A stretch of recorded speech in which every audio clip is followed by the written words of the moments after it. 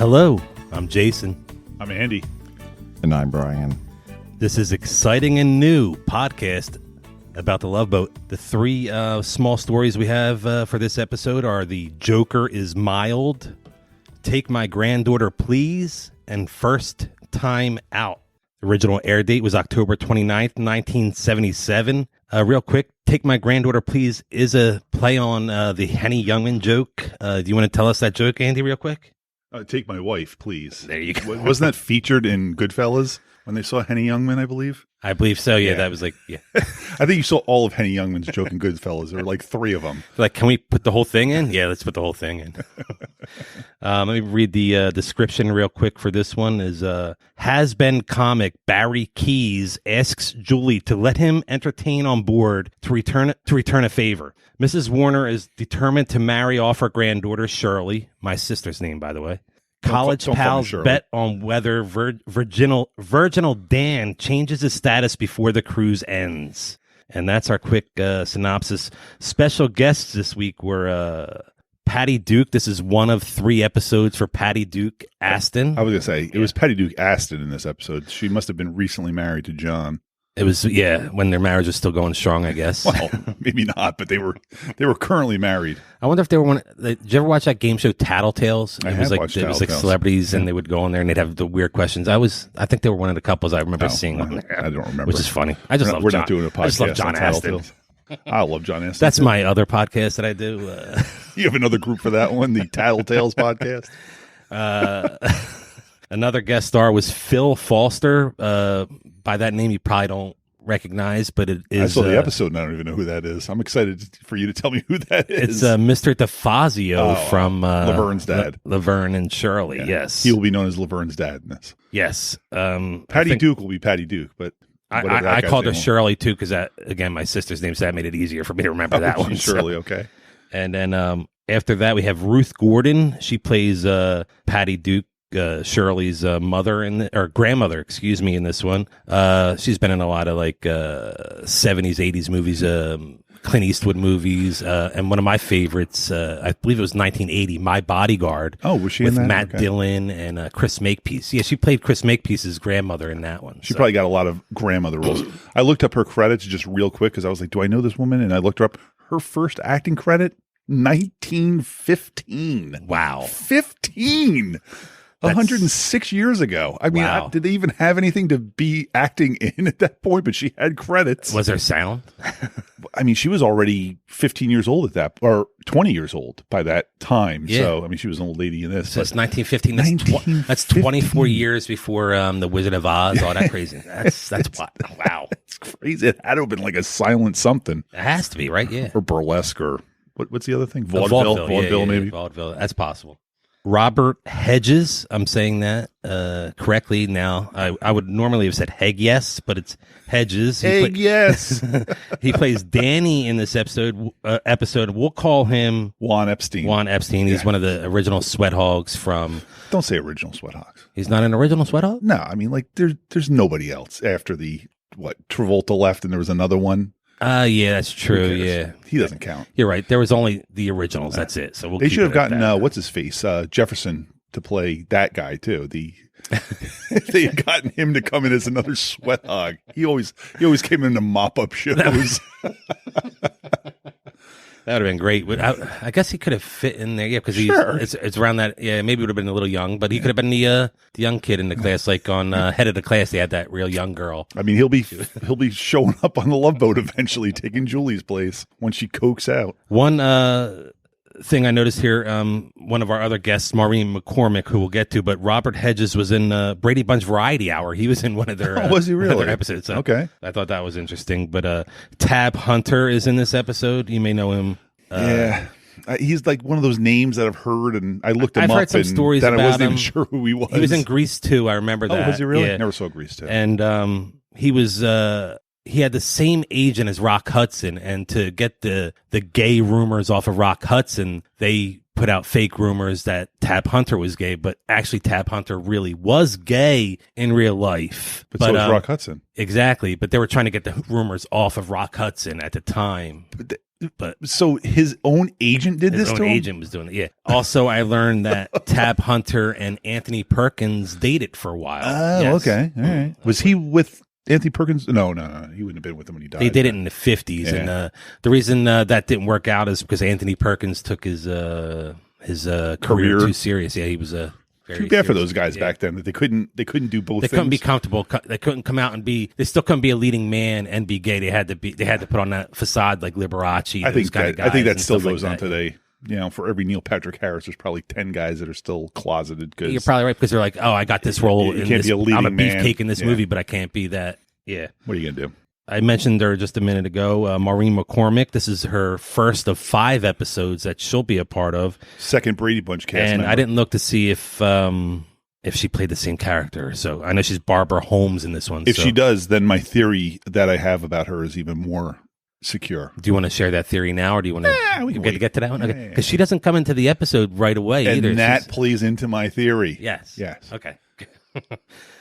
First off, before we get to the opening scene, I didn't hear any, and I believe Brian said he didn't hear any either. Any Titanic jokes or any? I did not hear any humor Titanic like that. jokes. No, there no, was no. some jokes in this episode, but definitely not a Titanic joke. Well, it's funny that the one episode is based on a Henny Youngman joke, Take My Daughter, Please. But the Mr. Defazio stand-up routine started off like a Henny Youngman routine. It was a bunch of old hacky jokes. And Holy was it me, or mackerel. was he just super, super loud in the beginning too? He was just so obnoxious and loud. But I think that's probably what comedy was in the 50s when he was probably big, and now it's the 70s, and it was almost much like more where like his was almost like a magic act. It felt like he almost felt like Yes. like kind of like that kind of thing where it well, he had a wasn't so cane, much which I don't think they ever a crazy hat too, but right? they made reference to him having a cane that they never actually showed him do anything with. But I bet at some point he probably did some kind of that's how Isaac remembered cane him act. with the cane or whatnot. So maybe some pratfalls or something like that.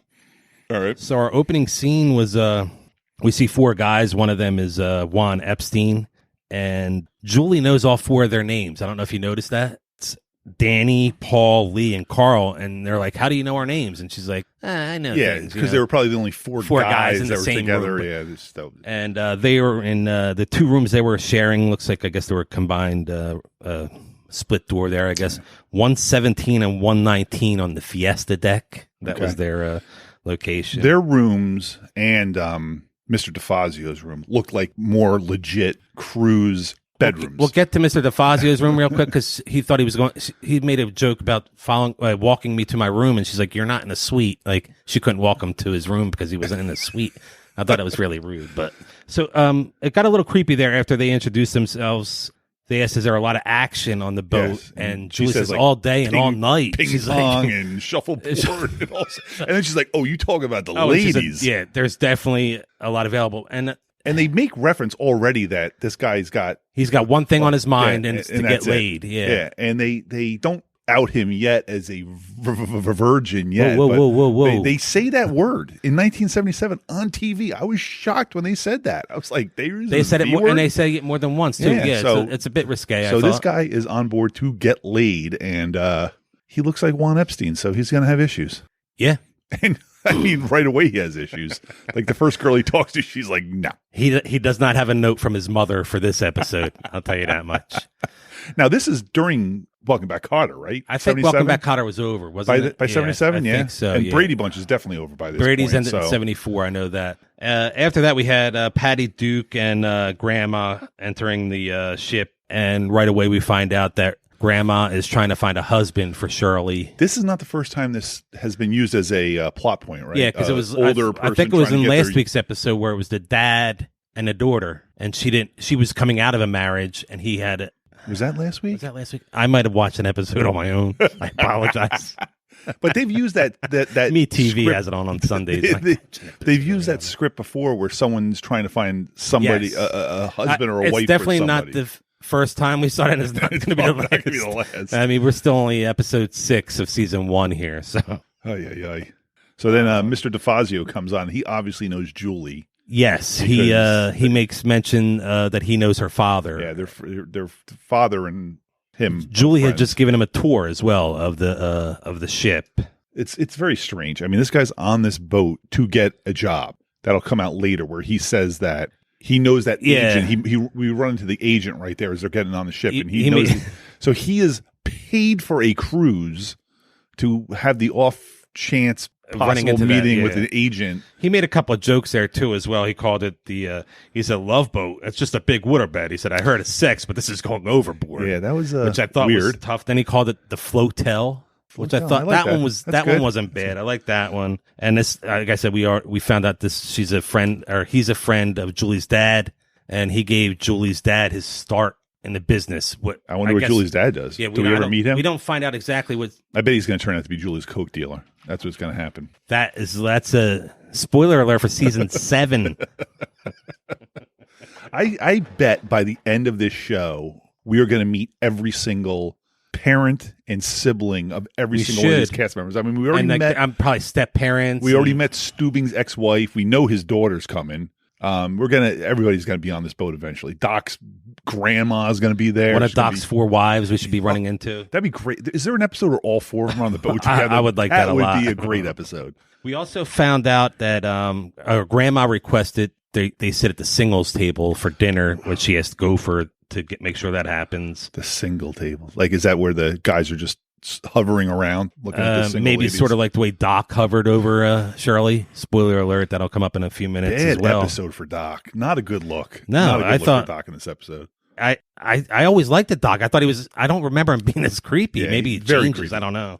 Then the captain, he's talking to Shirley and Grandma as well, and she brought up Leonard Keller, who was on the cruise 4 years earlier, and how he was very pale and everything till he came on the cruise. And then the captain asked what happened to him, and she said he died. He died. I didn't understand why that was in the episode. But he had raved about the cruise after he got off of it. Yes, and then he died but then in he the died. subsequent 4 years. I mean, she's ancient, so True. a friend of hers would definitely be also old. Our Bon Voyage scene, they're shown throwing streamers. It was Shirley, Grandma, and Barry, Mr. Defazio Yes. for that. Okay.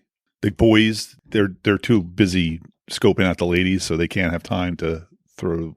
Yeah, setting confetti. up, letting everybody on the boat know because everybody seems to know. Everybody on the boat knows this poor kid is a poor virgin at 19 And then years he's old. that's all And- he's out for. And he's trying to get laid. Oh my God. Really? I mean, even though these are fraternity boys, this is low even for fraternity boys. And I know some fraternity boys. So we get Julie at the bar with Isaac, and she's talking about Barry, and she's getting a bottle of champagne to bring to him as a gift from the captain, basically. Isaac got his big moment in the sun last week, and now he's relegated back to like a couple bartender scenes. Isaac Again. offered caviar as well, but Julie passed on the caviar because he had another favorite at a friend. At, the crew is very minimal in this. Gopher, non-existent. yeah, Gopher for a few choice the words captain, near the end. That was it. The captain doesn't even have a good captain's table scene in This this is episode. a Julie-centric episode, yeah. And Doc, just a creepy Doc.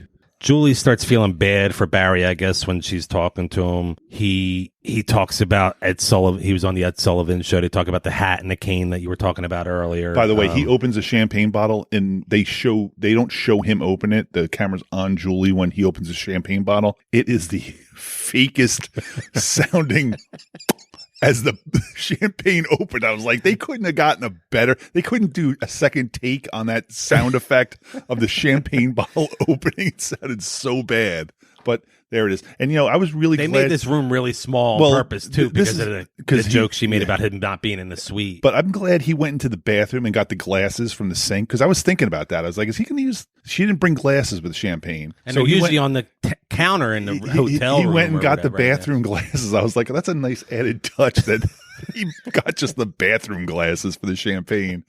I don't know why that's funny, but it made me laugh when he went into the bathroom, and I was like, is he going to get the glasses? And he did. I was like, great.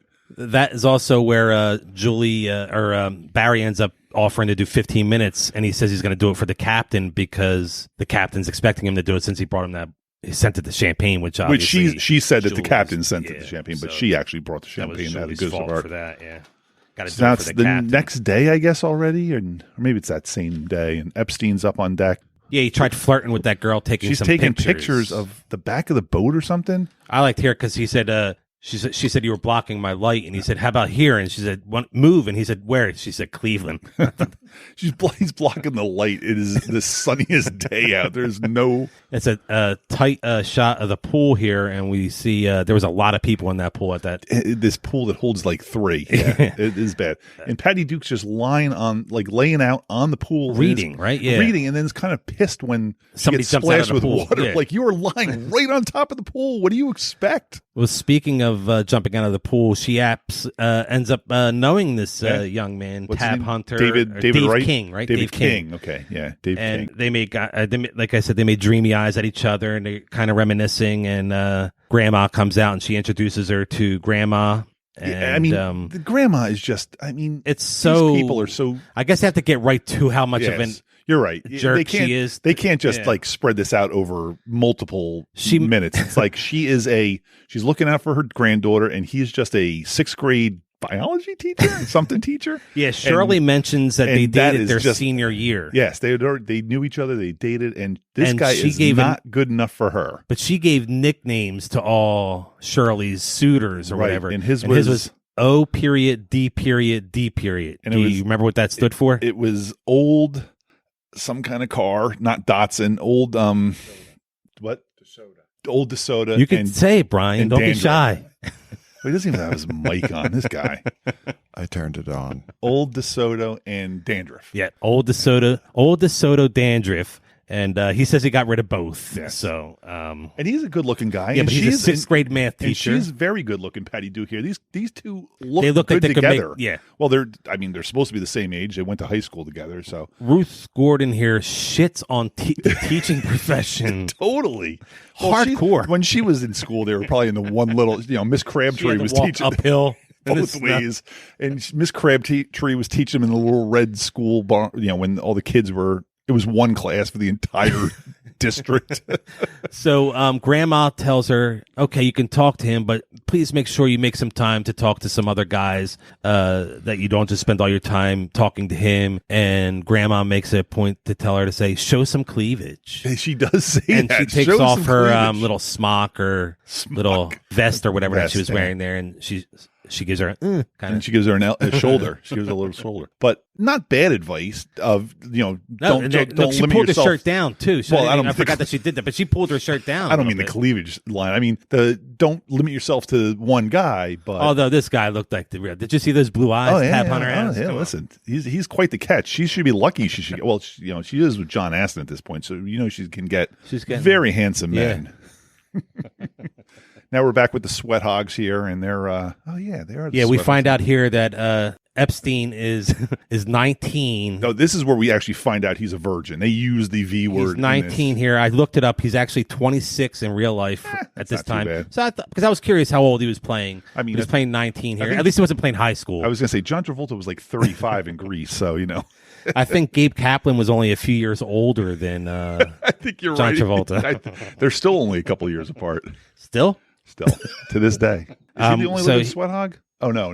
Like you said, we find out he's a virgin, still alive, and we find out the location that he needs to lose it by the time he gets to Acapulco is what he said. Based on what happens if he doesn't? They're throwing him overboard. There wasn't anything. It's just like I guess he's never going to live it down. It seems like that's what's happening here. I don't know.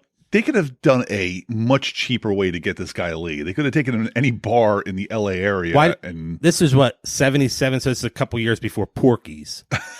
But okay, I mean, did you see Animal House? That was in the 50s. I mean, they knew what was going on. They went on road trips and stuff. But yeah, so I guess Porky's was supposed to be the 50s as well, right? It was. Yep. Yeah. Mm-hmm. So they're at dinner, and what's his face, Mr. Defazio, is cracking a bunch of terrible jokes. And it's very, very loud again. And Gopher's sitting at their table. Like, I'm not sure what's going on here. Like, the crew just sitting with random people, and he butters. It was odd. He called him the captain too, and the buttered hand. And he joke. proceeds to butter his hand. It's so good. And it's classic. Is that a joke? I didn't know it was a joke, but it was. I guess he definitely meant to do it on purpose. He laughs about it afterwards, like, "Hey, my hand!" And buttered his hand as a joke. I have it here in my notes. Yeah, I didn't get. Captain Stubing is giving him just the most evil scowl. Stubing again, not having a lot of lines in this, but a lot of facial features. People having fun on this cruise is not approved. So now we're I thought this was interesting because this topless. woman is topless. Yes. I mean, this is at first I was like, "Is that Maureen McCormick?" Till they pulled, then the picture came in close, 1977 ABC. I mean, they're not showing any nip, but this woman is. And there's no tan lines. There's no tan lines. There was no tan lines. So, and she's just casually like talking to Epstein. This is weird though, because he's trying to talk to her, and it looks like it's kind of working. Like, and there's a couple horns from the boat, and as the horn stops, he's like, "Come to my cabin," and everybody on the deck looks at him. I don't understand why he's that embarrassed. I don't know. Well, I mean, once the thing started blaring, just stop.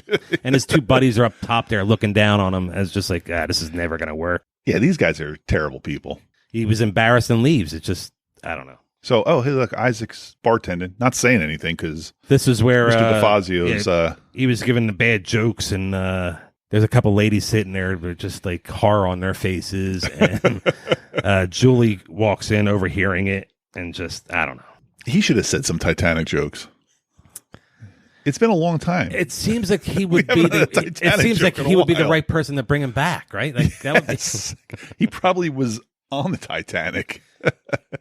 He has Julie with time he's performing. He bumps into those kids as he's walking with Julie, and he says something about like, "I don't get with young people" or something like that. I was like, okay, I think young people don't get with you, sir. I think that's the correct way. Yeah, he just.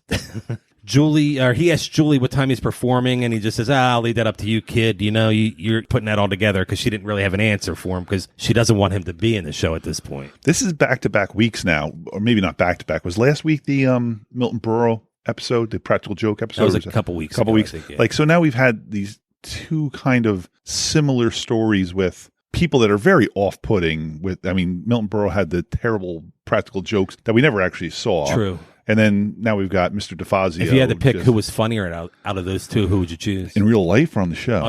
From these episodes. I'm going to go. I'm going to go Mr. Defazio. Milton Berle, because they never actually showed any of his practical jokes. Laverne's father. Yes.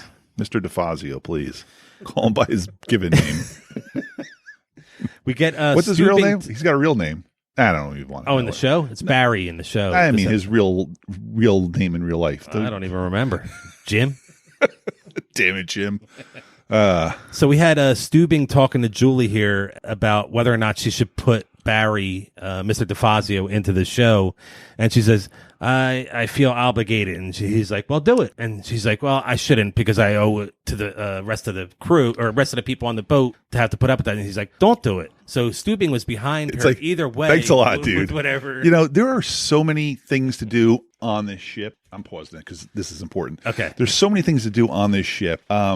You can put this guy in like some lounge and he can tell jokes for 75 hours. And okay, 2 people come in and 3 people leave, and you know, it doesn't matter. No. The fact that they've built this whole episode around this one guy performing on like the night. There's shows every night, right? I think this episode would have been better if it was his last chance to perform before he was dying. I think that would have been a better. Oh, like it's his last hurrah. Yeah, like he was like, I got enough of me for one more performance. That makes it a lot better, which actually, you know, kind of comes up later when he fakes his heart attack. But we'll get on with that. Now, I'm pushing. Here we get Maureen McCormick in a bikini. Maureen McCormick at her height. She's hot here. She was very hot. Marsha Brady. She was only 19 here. Oh, sorry. Maybe I'm going a little. She's only 19 here.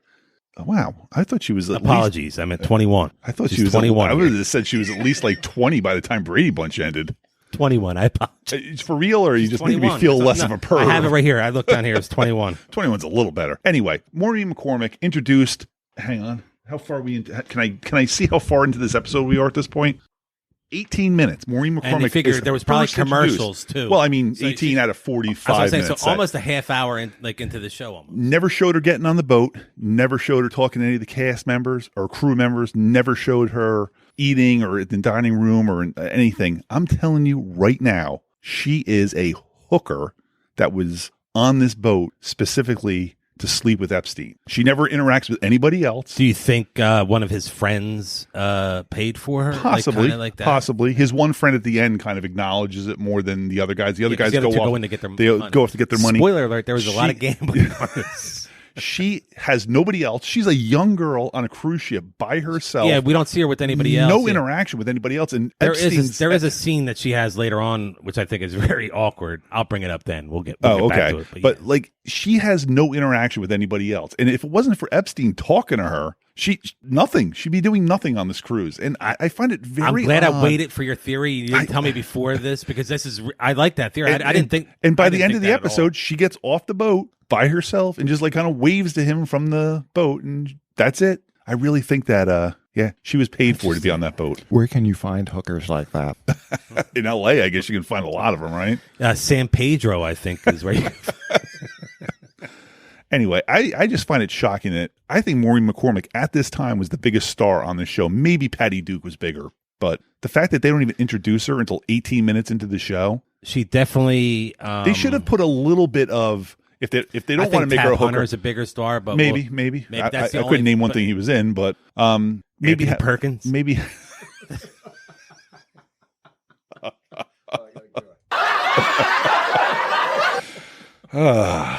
I'll be here all week. Are you going to be in the Acapulco Lounge?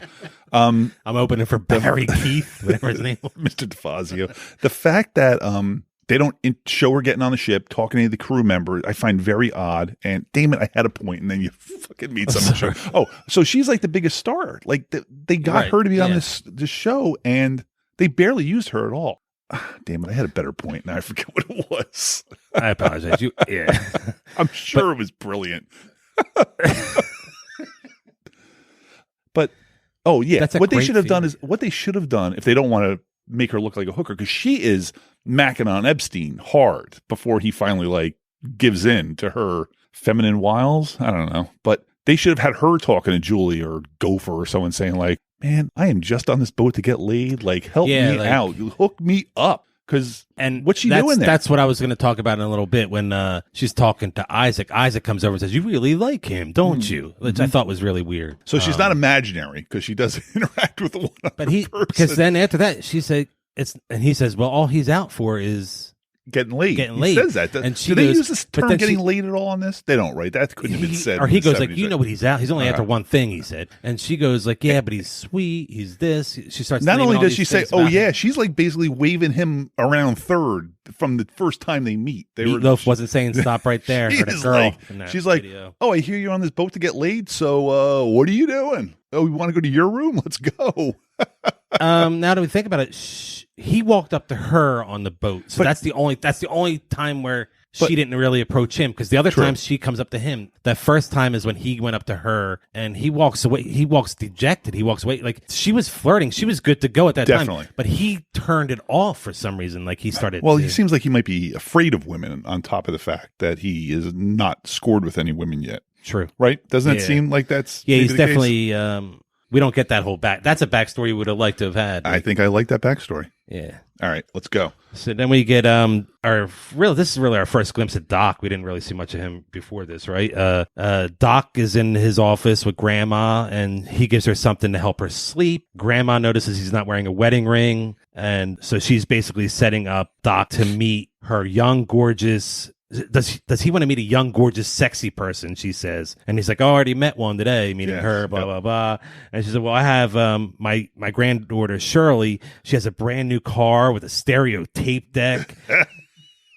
And like the way she was selling, and she invites him to meet her in the Acapulco Lounge at 7 p.m. Now, Doc is playing along, being the nice guy. Like, Doc's like, "Fine, I'll meet her." You know, Doc's thinking it's probably somebody that's not going to be. It doesn't matter what she looks like. Yeah. Doc should be not trying to hook up with the crew members.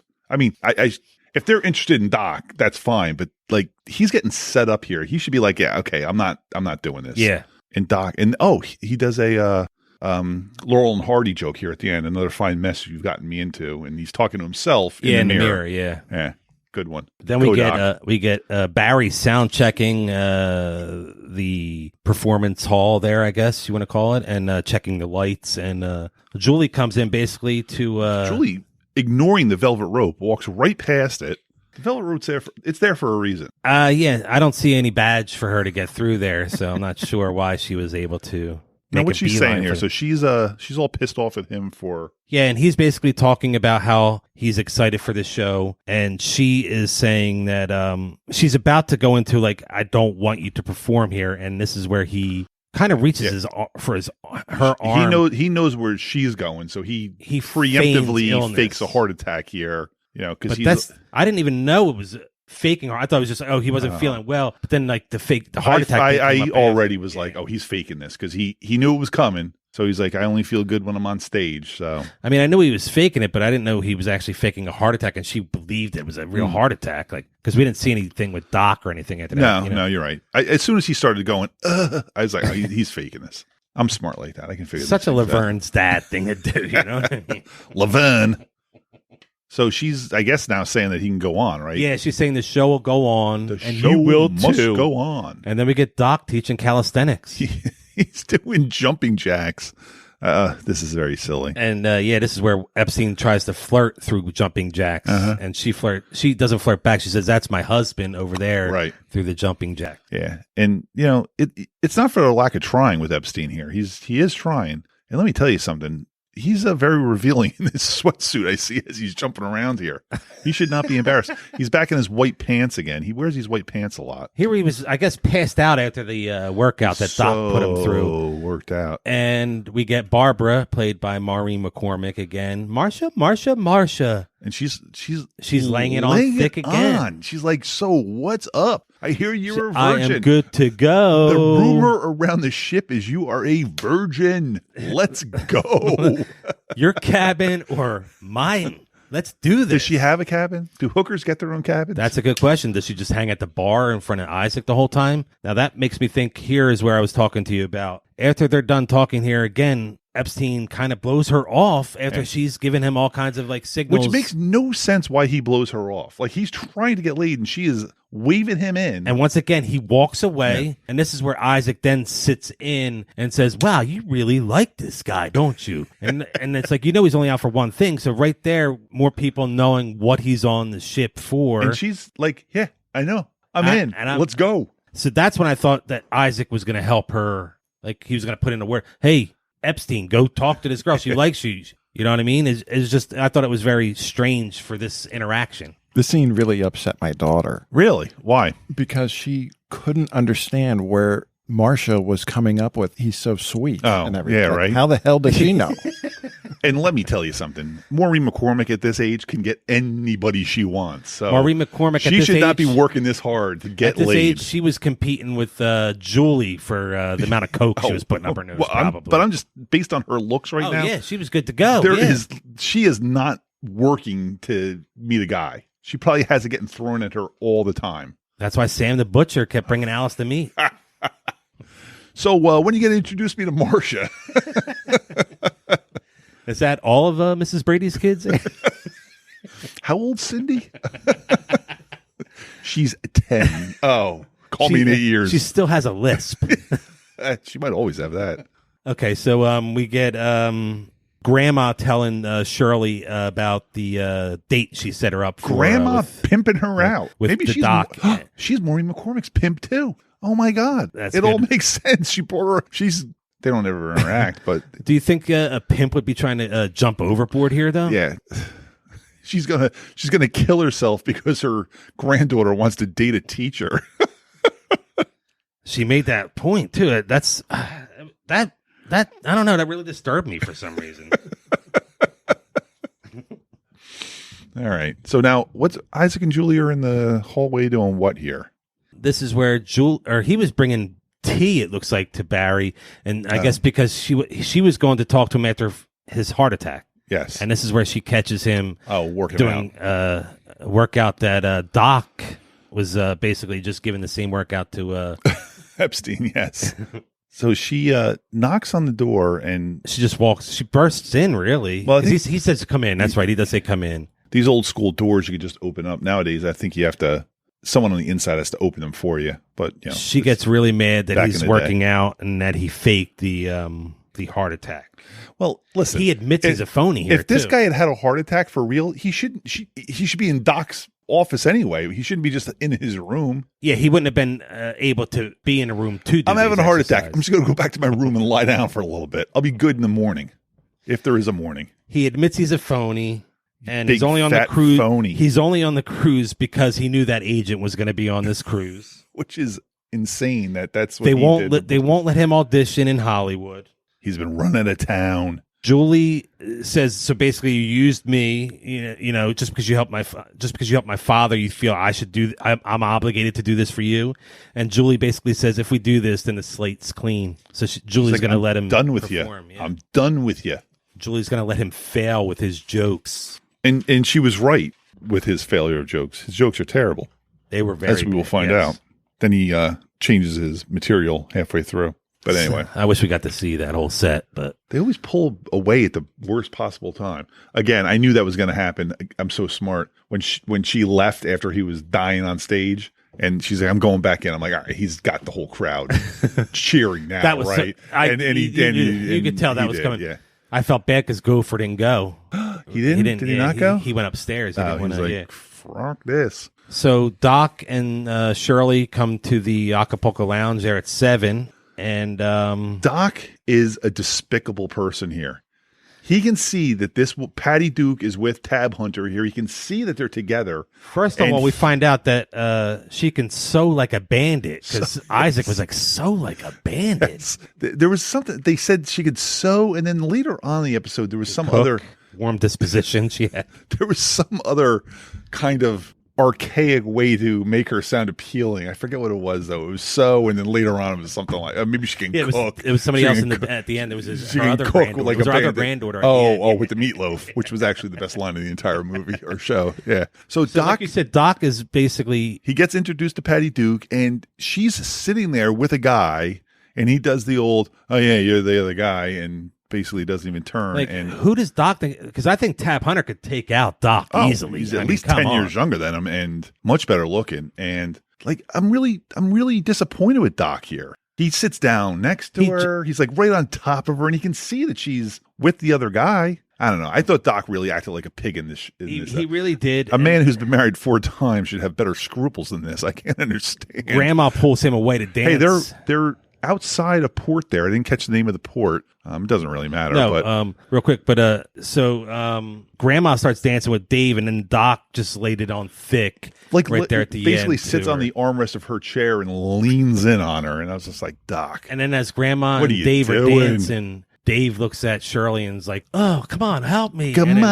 And then Grandma looks at Shirley and she's like, winks, like, "Hey, I got you, Doc. I got you huh?" the You doctor. know? I got you doctor. 6th grade math teacher versus the doctor. Come on, you pick. And then 6th we grade had math this, teachers don't get sued as often. This I thought was weird because he's got like The whole entire crew list is just out for anybody to see, and he is going he's name got by it. name. He's- picking Harriet out the names. Langdon is 72 years old, so she's he's off.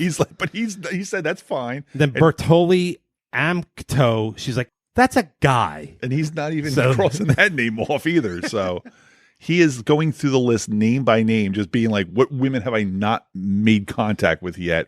Even though Marsha Brady has Basically thrown herself herself more at than him once. twice. Yeah. Julie's basically telling him, hey, you're a good guy. Like, what do you... I would you just don't like to need point out again, Epstein is packing there. The pants that this guy is wearing, he should not be worrying about getting laid either. He's not a good looking He can't guy. be shy but because of that. It's He's gotta be not a something good else. looking guy, but what he's got going on downstairs seems to be something that might appeal It's to also women. the 70s. Well, You know what that's mean? why So, I think yeah. those white pants that he's wearing later on that are so tight, They are ridiculous. You can see the outline of everything he's got. You saw his Juan Epstein. I did. I was looking for it. I paused, but I was just like, look at that thing. It's staring me in the so face. is he circumcised? Well, Juan Epstein would have definitely been circumcised. I don't Right. know about, what's his name? Robert Hayes? Hedges? Hedges? Yeah. Robert Hedges? I don't know about him. Hungarian Italians? Maybe. Maybe not. Eastern European? So he talked to Julie. He's basically being peer pressured into having sex, Yes. he said. I mean, a 19-year-old having to be peer pressured and having sex. He said he should just become a monk. He's got the not having sex part down well. Yes, the celibacy. He's like, I'm celibate like a monk. And then Julie tells him, can't you think of something other than sex? And right as she says that, Gopher overhears it. and he's walks like, right by. He's like, "Where?" He did the Tim Allen. I'm surprised that Julie didn't say, "Let's go. I'll give you 5 minutes. I was let's waiting just for Julie to let's get just offer as get well. this over with, you dummy." So now Doc is being escorted around by Grandma because now he's This like, is where Doc "You're was- my future grandma-in-law." Doc was also a creep here. He's the one who has Dave summoned to the purser's desk. He gets him paged, so he leaves. Bad look for Doc in this episode, and man. then as Dave leaves, Doc hops in on her backgammon And he just starts playing. He's like, so what do you got going on here? Just did Doc really think that this was going to work? And the grandma's like, well, he has married 4 times, so it must have worked at least once. and he says that he got him. Patty Duke knows that he got him paged away, right? He says it there while he's sitting down there. He's like, "Oh, well, that was me that got him paged." She should be like, "Well, dude, fuck you, man. I don't want to be with you." All right, so now we're back at night. Epstein. Now this is his buddy here. This is one of his buddies here. Now he's like the good guy buddy. The other 2 are pigs.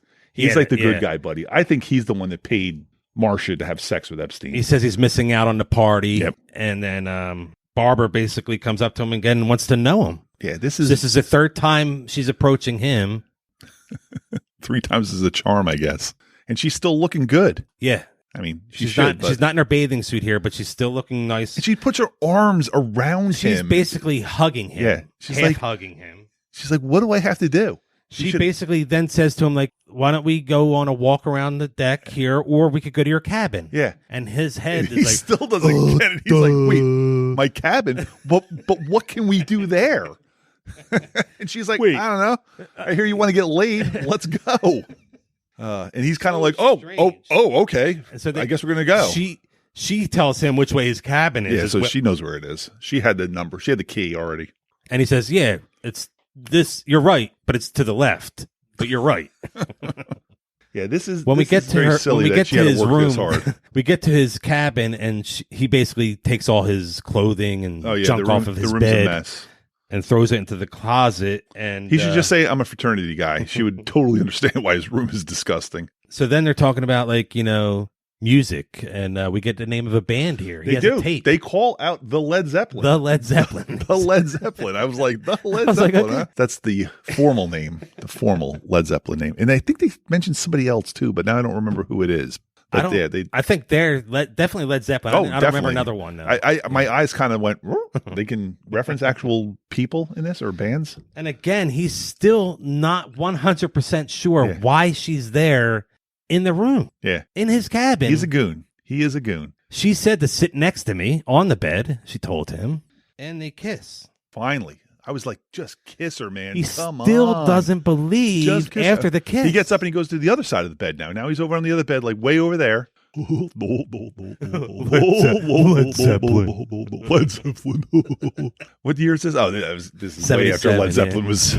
Yeah, they're not on Led Zeppelin 2. It was just, she basically has to tell him, like, "Hey, I'm into you." Look at those pants. Look what he's got going on down there. Brian, look at the outline what do you think? That right there. That thing is poking me in the face from here. If this TV was 3D, I'd be blind. And now they kiss. Marsha gives him a nice kiss. She saw it coming at her too. She's like, "I got to get my head up like, here. I got to get this deal done." And he kisses her, and he's like frozen. And he's still like, "So, what are you doing in my cabin here?" Yeah, I think she should have just been like, "All right, this guy is lame. I got to get out of here." Yeah, for her to continue, like, what? Why is she even there? She could just be like, "What the fuck am I doing in this room with this guy? He has no clue." And it's taking a long. They've been in this room for 5 minutes now, discussing. He's got no clue, and he's just got this mule waiting, and he has no idea what he's going to do with it. Oh my god! So they've kissed already, and now he's still. She still had to convince him, like, "So, do you want to do more, or?" And then they kiss again. I mean, has this been? How long have they been talking since they kissed? 2 minutes? Yeah, it's very annoying. And now they kiss again, and now it's probably going to go to commercial, right? And then it's like, it goes fade to black, and we get they don't fall. We get a little giggle there from Marsha. She's like, "Oh yeah, we're doing this." Was that your tongue in my mouth? Wasn't that a Brady Bunch thing? Well, that wasn't in the show, movie. right? Yeah, that was the movie. They wouldn't have done that in the show. Something suddenly came up. And now it's showtime at the Flotel. Showtime at the Acapulco Lounge. And we're going to get one of the finest comics ever, Barry Keith. He's 67 years old, but he says he's really 84, folks. Great line. I laughed. I thought that was a great line. He's like Henny Youngman, right? The only thing I don't have in common with those 67-year-olds is I'm 85. I was like, that's pretty funny. I laughed. The agent, when nobody was laughing, super agent, whatever his name is sitting with the captain. When nobody's laughing, and I laughed at this first joke. I swear to God, I laughed. I'm like, all right, I'm in. But then he goes like this: "You're an English-speaking audience, right?" Again, a good line. I laughed again. Oh yeah, and he did the "Is this mic on?" These are just old jokes. These are old jokes. He says the mic on, and yeah, he's like tapping the mic, like, "Hello, anybody here?" And that's when it's like a couple people leave, and then he says, "I'm just going to get a stool." And I like this line too. He says, "It's a generation gap." Yep. He says, "I'm going to make it I'm going to make it wider." And so he changes from a hacky 50s comic to a relevant 70s, like George Carlin. Let's tell stories kind of comic within the span of 10 seconds. He all of a sudden changes his entire act. He's like, this hasn't been working. He's like, let me try this. These young people today, let me tell you about them. Maybe a little Rodney. Maybe I'm just doing a Rodney. I don't know. And it was embarrassing. The agent put his head down, stooping. He's like, he was like, if they had the big hook, they would have hooked him right off the stage. So he gets the stool, and now he's like, I'm not a stand. He's like Cosby. Cosby used to sit down and do his stand-up. Yeah. Usually from the date rape drugs, I guess he had been taking himself. We get Julie, who had already walked out. She walked out. And Gopher goes up to her, and he's basically, this is Gopher's really only his first lines now, right? Is it? It might be, so, yeah.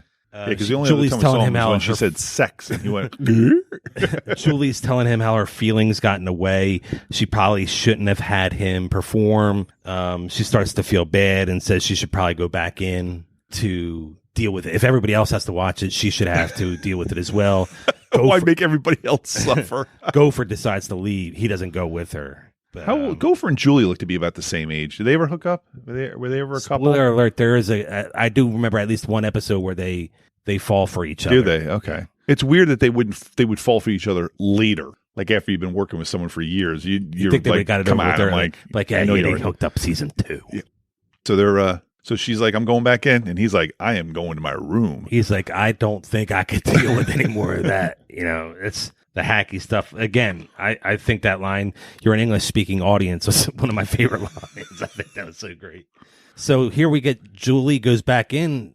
Before she gets in, she hears laughter and applause, and we see the captain and Tennille, the agent, super agent, are smiling and enjoying the show as well. And he's a hit. He's joke after joke. He's just lighting it up, and it's more observational, more like these young kids these days. Yeah, his line there at the end was like, "I'm a little tired, and I'm not lying." That was like his little send off. So he's a hit. He's back at 67 or 85, depending. Agent wants to talk to him. Yeah. He says, "I see small clubs in a couple of months, Las Vegas, maybe television." And he fakes a heart attack, and he's back. He's good. Barry then blows off the agent here, and he does. Wants to thank Julie for. He apologizes to Julie basically and says, "Thanks for letting him do this." And Julie then is basically saying, "Ow." And it's because Barry was standing on her foot. Yes. So he was still hurting her. Ba-dum, ba-dum, laugh track, please. Oh, yeah, that one. The rim shot. Doc's laughing. Yeah, Doc's laughing because he turned this crowd really well. Isaac was cracking up. Now, Doc is still pursuing Patty Duke. Yes. Patty Duke's sitting with Tab Hunter there. Doc's at the bar with Isaac. Doesn't Doc take a hint? Does he not know what's going on here? He's not wanted over there. Doc looks like he's a lech. He looks like an asshole in this episode, and you have to wonder if he went to the writers "Yo, come on, guys! Why are you making it he was the lovable I'm Doc? Not a guest star, He was the lovable Doc before this episode. Now he's kind of a creep. How long is it going to take us to forget that Doc's a creep? Next time he does something creepy, I'm going to be like, this is a habit. It wasn't just Patty Duke. And this isn't our first time saying it. Wow. Has he been a creep in the past? Yeah, because when John Ritter, he was a little creepy towards John Ritter. Yes. So was the captain. The captain definitely was. And he had Charo living in his room and didn't even touch her, though. So, he's a good guy, too. Yeah, but that might have been Charo. Might have been like, no coochie, coochie, coochie. No coochie, coochie. All right, this is where he's apologizing. Yeah. They're both apologizing. Again, I jumped the gun there. He was standing on her foot here because she said she was he was still painting her or something. He said something along those lines. She's like, "You're standing on my foot." Except for the doc being a complete lech in this episode, this is the first episode, I think, where none of the stories angered me with stupidity. Like, usually there's always one part of the episode where I'm like, come on, what are they doing? It may here? have been, we might have seen like what was happening. You could see, it was almost like, you could see what was going to happen basically. But I agree, there wasn't a storyline where you're just like, that's ridiculous. Why where are they they're still doing they this? Were afraid to tell each other they didn't want to have, they were both virgins in that one episode, remember? Yes. Now, Patty Duke comes to Doc's room, and Doc is already like, come in. He is on top of her now, when she says, "Have you ever been in love?" Now, this is one of these things I think about when I'm watching shows. He's ready to start kissing her. He just woke up. He's got like morning breath or nighttime breath, and he's just like, come on, also, we're going to make out. And the way she comes into his room, though, or the office there, she could have been a little more, I don't know, just say what you meant. She just came in there, "Have you ever been in love?" And he thinks that she's talking to him. Yeah. Yeah, but Doc, he gets the hint. He knows the score here. I don't know. Doc's got a nice place, even his little office here. Shirley finally has to tell Doc, "Hey, it's the real thing with me and Dave." Yeah. And Doc should be finally, like, fine. Doc's finally like, "Oh, huh? What?" It's like the night I'm before they're getting back to L.A. He should be like, "Well, there'll be another cruise tomorrow." He acts surprised when she said that it's the real deal with her and Dave. She's afraid to upset her grandmother, so Doc hatches a plan. Oh yes, I forgot about his terrible acting, which she calls him out on. She's like, "You're a terrible actor." Yes. Do actors have a problem when they're called terrible actors in a part that they're acting in? I don't know. Sorry, is that too deep? No, I know what is you're, that too I know deep what you're for this asking, though, podcast? but I don't know. Yeah. Well, that's the actor of the group. We don't have. There's no actors in this group. Okay, so now we get basically right after that scene, Shirley and Grandma showing up at Doc's office, and we're going to see what exactly Doc's plan is. Grandma can't wait. She's like, "Oh my God, a doctor! We're going to see the doctor. This is great. Yeah, I can't believe." Isn't she talking to God here? She talks to God at some point. Like, she talked to God too, right when she was going to commit suicide. Oh, she's like, "What are you doing to me?" or something like that. Yeah, she did. Right, she did.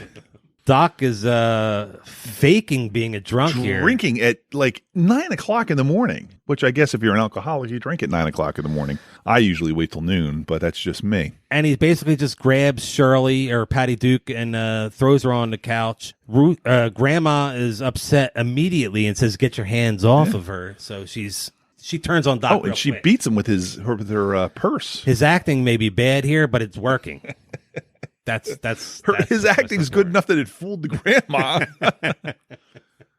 So now she is like, "You cannot be with him. You have to be with the 6th grade teacher." And it comes to Grandma so quick. She's like, "I am a meddling fool." Yeah. And Shirley agrees. But these people, like, having to get approval from other people for marriage, I don't know. Is that a real thing, Brian? Did your family have to approve your wife? No, I didn't care. No, I didn't even ask anybody's advice. I didn't really care either. I don't think they like. Do they really care? You think? Like, I'm sure my in-laws care that I married their daughter. But I mean, I'm sure they're like, "Oh, he's." Well, now it's been 20 something years, so now they're kind of like, they tolerate you now. Listen, they're staying in my house right now, so they better fucking like me.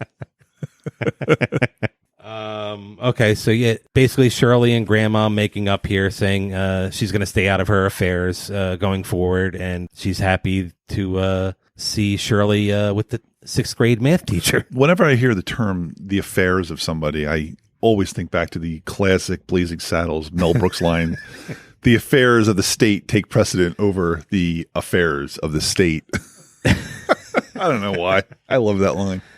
We now get Danny and Barbara.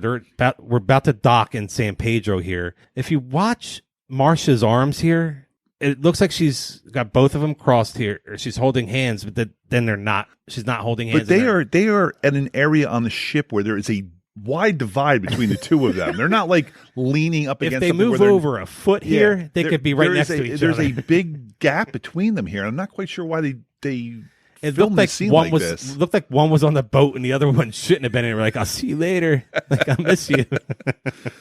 Oh man! So we basically get them talking to each other. Arms. Like, see here, he's holding her hand right here, and then both her hands are there. He's holding her hand. He is holding her hands. Oh, you're right. Look at that continuity error on the Love Boat. Yes, when it's her perspective, her hands are tucked under herself, and then when it's his, he's holding her hand. Now he's holding her hand right now. Yeah, but that's what you see him take her hand there. So But it's weird that they're like doing this across a divide like that. I'm not. They were sure. mad that they didn't meet earlier, and they say we should say goodbye now because there's going to be so many people on the deck. And we know nothing about her. Like, obviously, she lives in L.A. or in the outlining areas. She just went on a cruise out of L.A. or San Pedro, and he's a fraternity brother at maybe UCLA or USC or something in Los Angeles. UC Santa Barbara, I think he went to. UC Santa Barbara. So he's in the area. So they can continue this relationship once they dock, but they don't seem to make any arrangements. There's the for section where they were at. It's really weird. Yeah. It's like almost like they have an area on the ship where they just built that incorrectly, so they had extra fencing. So they're just like, put the fence right here. So Barb leaves, and then the rest of the sweat hogs come up and they say, "Hey, who were you with last night? There was a towel on your door." Oh, yeah. And he's playing like, oh, nothing. It was nothing really. Well, he's a gentleman. Yeah, he kiss and tell. What was her name? We need to know her name. She comes back to say goodbye again. Goodbye. And the other guys, he's like, I made her up. He tells those guys, so they're going to go back and collect the money. But on the he bet. just said goodbye to a woman. Like, they don't double check and say, but like, those were wait, also what's the her two story? dummies, like you said. The other these one guys is are terrible. smart. Yeah. Well, he questions them and says, who was that then? And he just says, somebody sits behind me in chemistry. Right. So he didn't point out the fact that, oh, wow, we met a classmate on this cruise. How weird. Small world. So anyway, now they, what's going on here? I'm lost. This is where he's telling them that, nothing happened. He asks who that girl was that said goodbye to him. Oh, okay. And he said it's just the girl that he met that sits behind him in chemistry. Oh. And he still didn't say anything to her. So he's a gentleman, Mr. Epstein. Good for him. And then we see Super Agent talking to Barry. And Barry's giving autographs too, yeah. When we went on a cruise one time, there was a guy from, not American Idol. Sha-na-na? No, the other show, the talent show. He was a juggler comedian. America's Got Talent. He'd been on America's Got Talent. So the kids were young. The kids were probably like, I'm going to say like 12 and 8 or something like that. And they wanted to get pictures with him and autographs with the guy and stuff like that. And it's just like, he's a nobody. He's a hack, but whatever. The kids liked it. They thought it was fun. So that's what I'm thinking about when this guy was signing autographs. Yeah, you're like, although for us, I would have liked to have gotten Mr. Defazio's autograph. I'm like, can you sign this glossy with Laverne and Shirley here?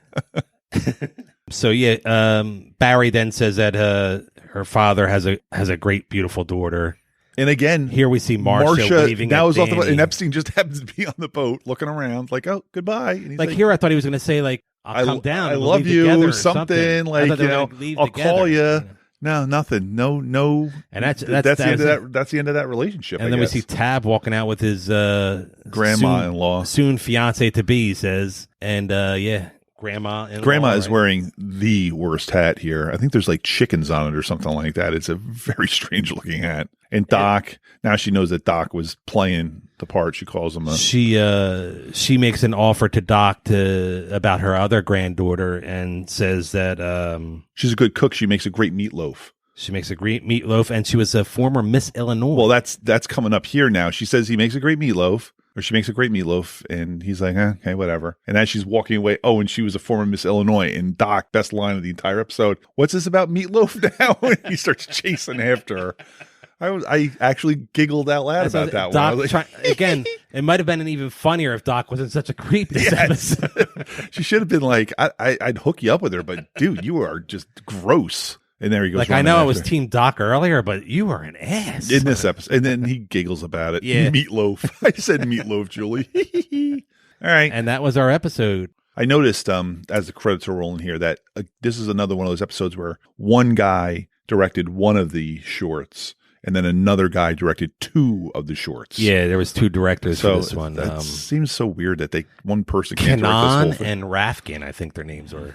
But this has been exciting and new podcast. Are we going to discuss next week's? You want to see? You always do a little preview a little sneak peek for next week's special guests, and that will be. Let's see.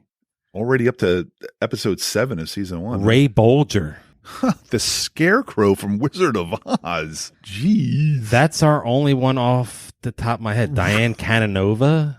Diane Cannon, David Hedison, oof, Harriet Nelson, Harriet Nelson, that's Alana Stewart. Yeah, this doesn't. That's it. Ray Bolger is our big name. Bolger. So it should be an if interesting I episode. only had a brain. Yeah, that doesn't sound like a good one. It's not maybe they spent all the money on writing that. It's not a week. Pat Morita. So the rating's going to be so much better. It's not our Pat Morita, Artie Johnson, Tom Poston episode, which will be a few weeks away. Anson Williams. Oh, Anson Williams. Potsy. Okay, so again, that's Happy Days, Laverne and Shirley. It's all ancestral. Well, are they all on ABC? Is that why? Did they get all these people from ABC shows? I want to say that was ABC, but I think they had people from all different. But I wonder if, shows, if you're on a show at the time, you're like, hey, you got to do 2 Carsons and a Love Boat, to promote the show. Yeah, I wonder what the Brady Bunch was on, if that was on. I don't think that But it was over by now. It was over by now, but I wonder if they were an ABC show or not. Yeah. It was on Channel 5 when I was growing up. I don't know.